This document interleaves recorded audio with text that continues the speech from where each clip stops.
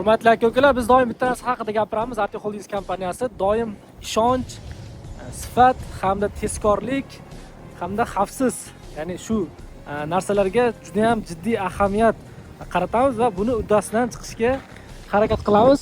Texnikalar, portdaman hozir. Texnikalarimiz kemani ichiga kirib ketgungacha mana shu yerda turib o'zim o'sha yerda bo'ldim. Ya'ni qanaqadir muammo bo'lsa, bu ikkita texnika bizniki emas.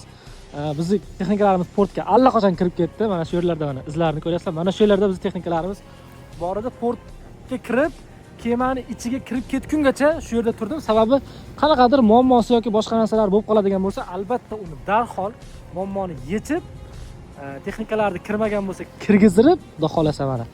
Shunda kema yopiladi, shu bilan Xitoyga ketadi. U yog'i Qirg'iziston, O'zbekiston yoki Qozog'iston, Shimkent qarab.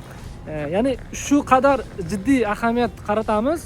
Shuning uchun mana shu yerda kutib turamiz, kirib ketgungacha, xavfsiz nimalari bo'lgungacha.